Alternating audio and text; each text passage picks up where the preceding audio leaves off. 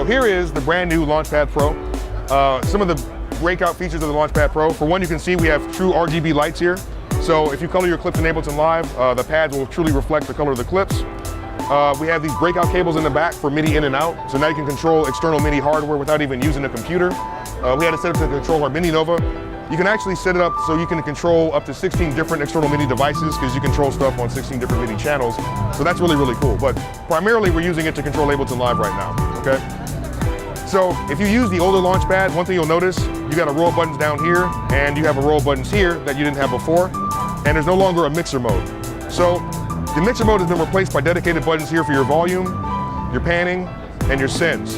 And if you notice, if I hold down for 2 seconds, it's a momentary toggle. If I press it, I stay in that mode.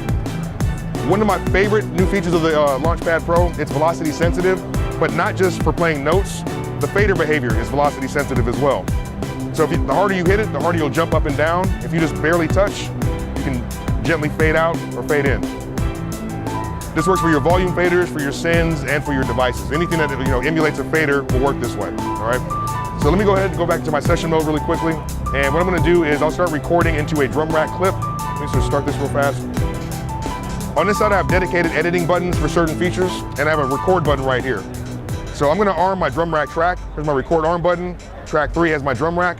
I'll go into my note mode. If I'm on a drum rack track, the note mode is gonna show me up to 64 sounds at once in my drum rack. And if I got more, I can just scroll around to get to every sound that I have, right? So now, turn on my metronome. There's a metronome button. All right, so when I'm ready, I can start recording. My record button's right here.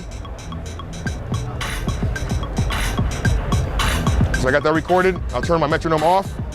If I want to overdub into this clip, I can just easily, when I'm ready, hit my record button again. So we got that going. If I need to quantize my notes, you have a dedicated quantize button right here, or you can hold Shift and enable record quantization directly from the LaunchPad Pro, which is what I have on right now, so it sounds pretty awesome. We'll go back to the session mode. I have an analog synth from within Ableton Live on my second track, so I'm gonna arm that track now. Go back to my note mode. Now we have a chromatic note mode, okay?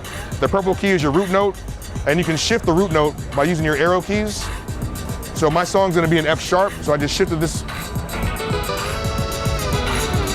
It's not really the sound that I wanted, but it's fine. So the way the note layout is, you go 4 across and then up. So if you play basic guitar, it's really, really easy to fly around on it, you know?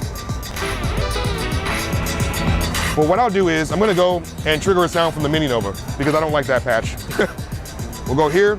So this track is receiving audio from my Mini Nova. And I get the setup button. In the setup mode, you have 5 different modes to choose from. The default mode is your Ableton Live mode. I'm gonna go into my external MIDI note mode here. So now,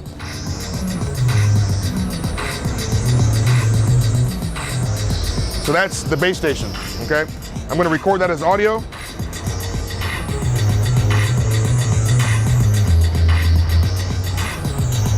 So we got that as audio now. I can go back into my live mode here. I'll go to my sends. My ascend has a delay. I'll add some delay. I've got some other pre-existing clips here. So I add some drums. Last thing I'll do, this last track has all my audio going through it. I'm gonna select that track here. I'll go into my device mode, and I can control any effects that are on this device, or on this track. So I've got an effect called Insta Jungle. Make the audio repeat. But what's cool about it, this row right here controls the pitch.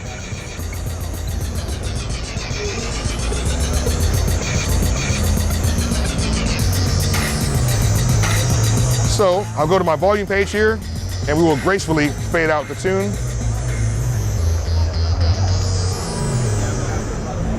And there you go.